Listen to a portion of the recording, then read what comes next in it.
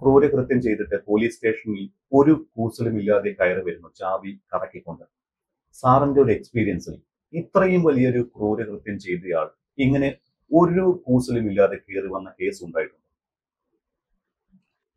അങ്ങനെ അങ്ങനെ കയറിയതായിട്ട് എനിക്കൊരു ഓർമ്മയില്ല. ചിലപ്പം വീട്ടിൽ തന്നെ ഇരുന്ന് റിപ്പോർട്ട് ചെയ്ത് അങ്ങനെ പോയി അറസ്റ്റ് ചെയ്യുന്നില്ലേ. കൂളായിട്ട് കയറി വരുന്ന ചില ഒറ്റയ്ക്ക് ഒരാളെ കൊന്നിട്ടൊക്കെ വന്നവരുണ്ട്. പക്ഷെ ഇതുപോലെ ഒരു മാസമായിട്ട് ഇങ്ങനെ അത്രയും വലിയൊരു മർഡർ ചെയ്തിട്ട് ഒരാൾ ഇതുപോലെ കയറി വന്നതായിട്ട് എനിക്ക് കേരളത്തിലുണ്ടോയെന്ന് എനിക്ക് സംശയം. അങ്ങനെ നമ്മൾ ചിന്തിക്കുമ്പം ഇവന്റെ മാനസികാവസ്ഥ നമ്മൾ പരിശോധിക്കണം. എന്തിനാണ് ഇവൻ ഇങ്ങനെ ചെയ്യുന്നത്? അത് നമ്മൾ തീർച്ചയായിട്ടും പോലീസ് നോക്കണം. പോലീസിനെ സംബന്ധിച്ചിടത്തോളം ഇതിനകത്ത് ഒരു മർഡർ 3 സ്ഥലത്തെ മർഡറിന് അവരെ കൊന്നതിൻ്റെ കാര്യം എന്തിനാണ് കൊന്നത് എന്നുള്ള രീതിയിൽ അവർ ചിലപ്പോൾ എന്തെങ്കിലും പറയും. പക്ഷെ അതല്ല ഇതിനകത്ത് കാരണം. ഒന്ന്, പരസ്പരമായിട്ട് ബന്ധപ്പെട്ട് നമ്മൾ കൊണ്ടുവരുമ്പം ചിലർക്ക് അതിനോട് യോജിക്കുന്നില്ല. വല്യമ്മയെ കൊന്നതിൻ്റെ കാരണം പണത്തിന് വേണ്ടിയിട്ടാണ് എന്ന് വിചാരിച്ചു കഴിഞ്ഞാൽ പിന്നെ മുത്താപ്പായും മുത്താമ്മയും കൊന്നതിന് പൊരുത്തപ്പെടുന്നില്ല. അത് എനിക്ക് പോലീസ് എങ്ങനെയാണ് അത് അക്കൗണ്ട് ചെയ്യുന്നത് എനിക്കറിയത്തില്ല. പിന്നെ ഇതെല്ലാം ഒരേ സമയത്ത് ട്രയല് വരുമോ എന്ന് സംശയം. കാരണം മൂന്ന് കേസായിട്ടാണ് പോകുന്നത്. 3 പ്ലേസ് ഓഫ് ഒക്കറൻസ് ടൈം വ്യത്യാസം. അതുകൊണ്ട് 3 മർഡർ കേസായിട്ട് പോകുന്നു. അത് ക്ലബ് ചെയ്ത് ട്രയൽ ചെയ്യുമോ ഇല്ലെന്ന് അന്നറിയാം. കാരണം എല്ലാം ഒരു കോടതിയിൽ തന്നെ ആയിരിക്കും വരുന്നത്. അങ്ങനെയുണ്ടെങ്കിൽ അത് പോലീസ് എന്ത് സ്റ്റാൻഡ് സ്വീകരിക്കുമെന്ന്, ഇതൊക്കെ ലീഗലായിട്ടുള്ള പല പ്രശ്നങ്ങൾ നമ്മൾ ആലോചിക്കുമ്പോൾ അങ്ങനെയാണ് വരുന്നത്.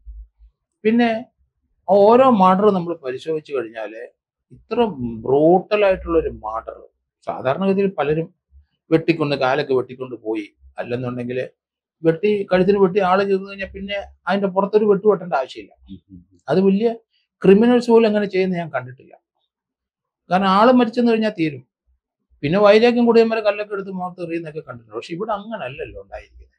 ഇവിടെ വേണ്ടപ്പെട്ട ഏറ്റവും അടുത്ത ആൾക്കാരും അവർ ഇയാളെ സഹായിച്ചിട്ടുള്ളൂ, അങ്ങനെയുള്ളവരെയാണ് കൊല്ലുന്നത്. പക്ഷേ സാറ് പറഞ്ഞു പ്രത്യേക മാനസികാവസ്ഥയായിരിക്കുമെന്ന്. ഇവൻ കൂസലില്ലാതെ കയറി വരുന്നു. സാധാരണഗതിയിൽ ഇത്തരത്തിലുള്ള ഒന്നോ അതിലധികമോ കൊലപാതകം ചെയ്ത ഒരു വ്യക്തി ഒളിവിൽ പോകും. കൂട്ടക്കൊലപാതകം നടത്തിയ ഒരു വ്യക്തിയാണെങ്കിൽ ചിലപ്പോൾ ആത്മഹത്യക്ക് ശ്രമിക്കും. അവർ ചിലപ്പോൾ മരിച്ചെന്നും വരാം. ഇവൻ എലിവിഷമാണ് കഴിച്ചിരിക്കുന്നത്, താരതമ്യേന പോയ്സൺ കുറവുള്ള എലിവിഷം. ഇവന്റെ ഉള്ളിൽ മറ്റൊരു ഉദ്ദേശം ഉണ്ടായിരുന്നു, മരിക്കേണ്ട, ഇവരെ മാത്രം തീർത്താൽ മതി, അങ്ങനെ എന്തെങ്കിലും പ്ലാൻ ഉണ്ടാവും? അങ്ങനെ തന്നെയാണ് ഞാൻ കരുതുന്നത്. കാരണം ആ ഓട്ടോക്കാരൻ പറഞ്ഞ ഇവൻ വളരെ സന്തോഷവാനായിട്ടായിരുന്നു ആ ഓട്ടോയിൽ യാത്ര ചെയ്തത്.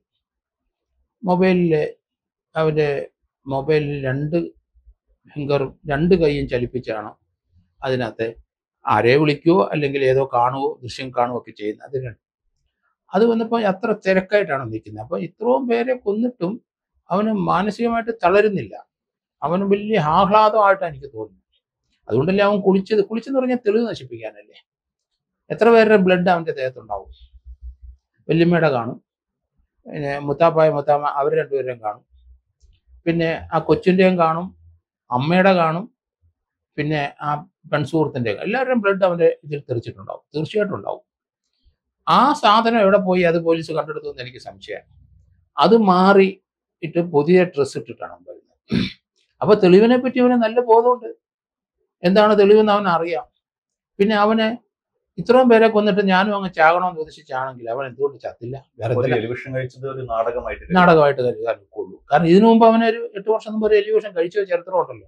അത് ഏറ്റില്ലല്ലോ. അതെന്തിനാണ്? അവന് മൊബൈൽ കിട്ടാൻ, അതിനുവേണ്ടി എലിവിഷൻ കഴിച്ചതാണ്. പക്ഷെ ചാകണമെന്ന് അന്നും ഉദ്ദേശമില്ല. ഈ മൊബൈൽ കിട്ടിക്കഴിഞ്ഞാൽ പിന്നെ അതിന്റെ എഫക്റ്റ് ഇല്ല, അവൻ അതിന്റെ ആവശ്യമില്ല. അപ്പൊ ഇവിടെ ഇവൻ ഇത്രയും പേരെ കൊന്നിട്ട് അതിനൊരു കാരണം കണ്ടുപിടിച്ചത് ഞാനും ചാകാൻ പോയതാണെന്ന് പറയിപ്പിക്കുന്നത് അത് മനഃപൂർവ്വം പോലീസിനെ പറ്റിക്കുന്നതല്ലേ, നമ്മളെല്ലാം പറ്റിക്കുന്നില്ലേ അവന്റെ ചിന്താഗതി.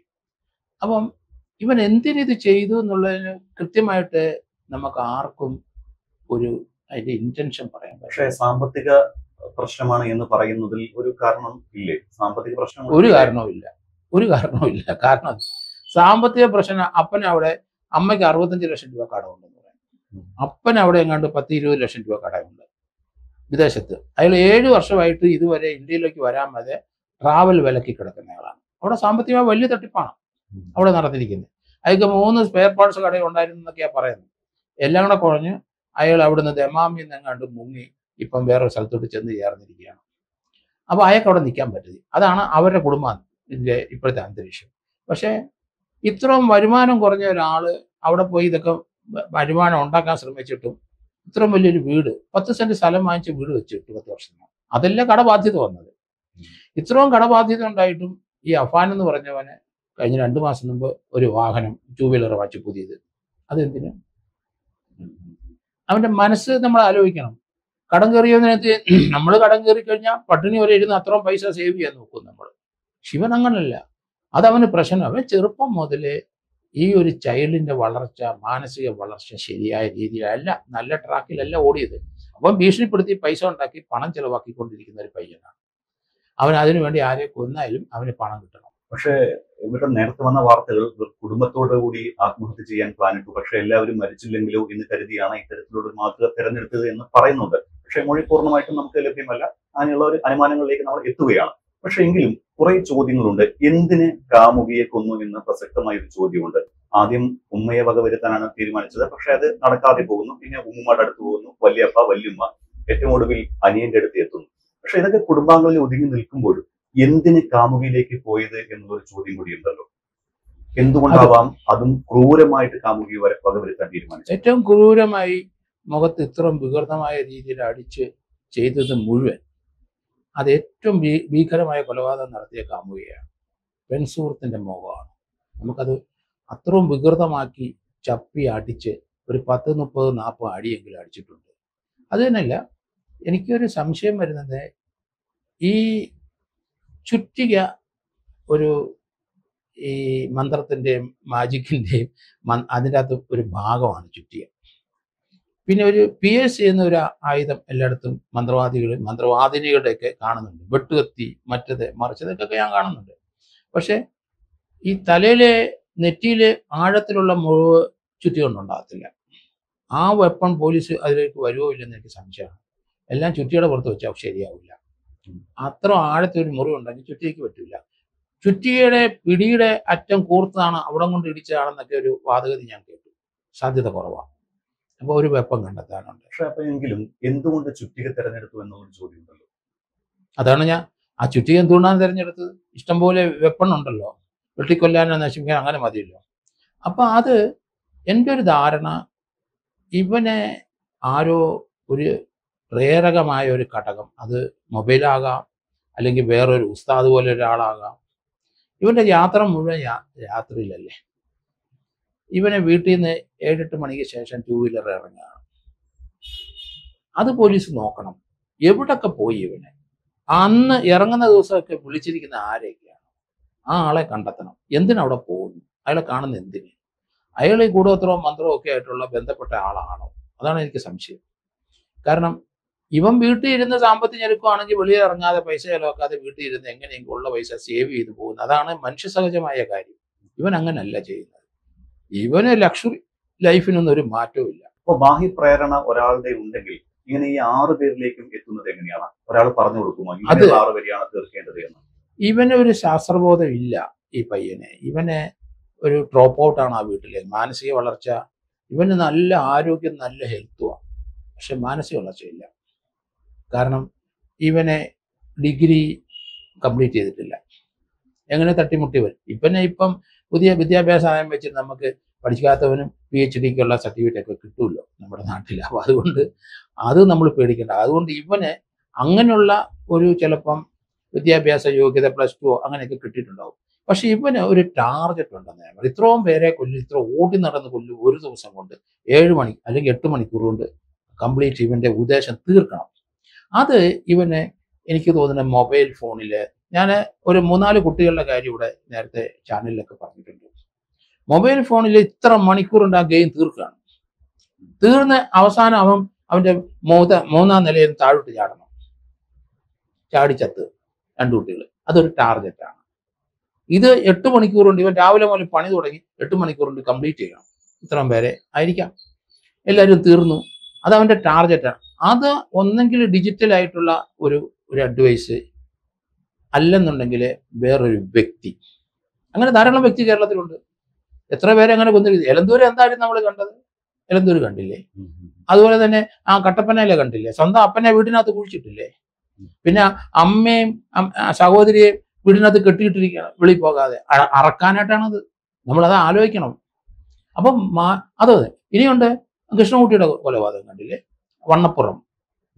അത് ആ മാന്ത്രികനാണ്, അയാളുടെ ഭാര്യയും 2 മക്കളെയും കൊളയും മക്കളെയും ഇവന്റെ ശിഷ്യൻ മാന്ത്രികൻ അവന്റെ മുഴുവൻ ശക്തി ആഹ്വാനിച്ചെടുക്കാൻ വേണ്ടിയിട്ട് അവരെല്ലാം കൊന്നു ഒരു കുഴിക്കകത്ത് അടക്കി. അത് പൂജ ചെയ്തുകൊണ്ടിരുന്ന അവിടെ മുഴുവൻ ബ്ലഡാണ്. നമ്മൾ ഈ കൊലപാതകത്തിന്റെ നേച്ചർ എല്ലാം നോക്കിക്കോളൂ. ആ തലയുടെ ചുറ്റും ഒരു 2 ലിറ്റർ വെള്ളം കിടക്കുന്ന പോലെ ബ്ലഡ് കിടക്കുകയാണ്. പക്ഷെ അപ്പൊ അത്രയും ഭീകരമായ ഒരു കൊലപാതകം നടത്താൻ എന്തിനു നടത്തിയെന്ന ചോദ്യമുണ്ടല്ലോ.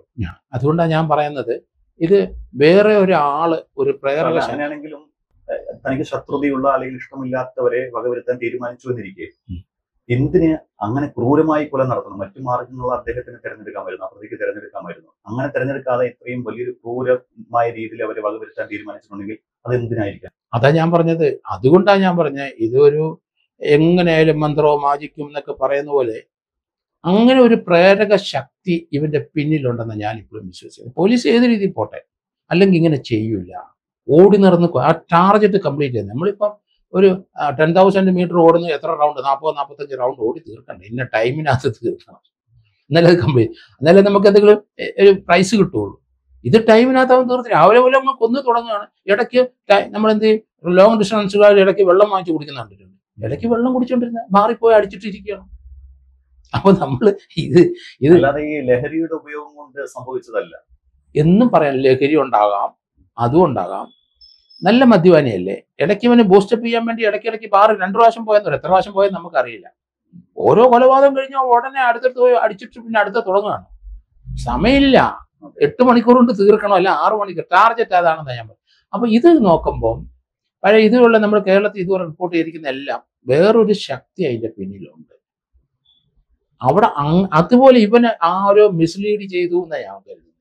അതിനാണ് അവരെ കാണാനാണ് ഇവൻ തിരുവനന്തപുരം ഉൾപ്പെടെയുള്ള ഈ മണ്ണത്തലയിലൊക്കെ കണ്ടെന്ന് പറഞ്ഞല്ലോ. അതിന് നമുക്ക് മാറ്റിവെക്കാൻ ഒക്കില്ല. 13,500 രൂപയുടെ പെനാൽറ്റി അടിച്ചിട്ടുണ്ടെങ്കിൽ അവന്റെ യാത്ര ലൈറ്റ് ഇല്ലാതെ അവര് ഡ്രസ് ഇല്ലാതെയൊക്കെ പോയത് കൊണ്ടായിരിക്കും 13,000 രൂപയുടെ. അത് എത്ര മാസം കൊണ്ടാണ് നമ്മൾ നോക്കണം. അത് എവിടേക്കാണ് പോയതെന്ന് നോക്കണം. അത് രാത്രി ഏത് സമയത്താണ് ആ പെനാൽറ്റി അടിച്ചത് നോക്കണം. അങ്ങനെയൊക്കെ പോലീസ് ശാസ്ത്രീയമായി ഇതിനകത്ത് പരിശോധിക്കും. ഇതിനകത്ത് പോലീസിനല്ലാതെ വേറൊരാൾക്ക് ഇതിൻ്റെ ഒരു റീസണിങ് കണ്ടുപിടിക്കാൻ പറ്റില്ല. കാരണം വേറെ ഒരു ശക്തി ആരുമില്ല. അപ്പൊ പോലീസിനെ അത് കണ്ടുപിടിക്കണം. കേസ് കംപ്ലീറ്റ് ചെയ്ത് അറസ്റ്റ് ചെയ്ത് അതിന്റെ ഫോർമാലിറ്റി ഒക്കെ ചെയ്തോട്ടെ. പക്ഷെ എന്തിനാണ് ഇത്ര വികൃതമായ, വികലമായ, ക്രൂരമായ ഒരു കൊലപാതകങ്ങൾ? 1 അല്ല 5 6 അമ്മ ഭാഗ്യം കൊണ്ട് മരിച്ചില്ല.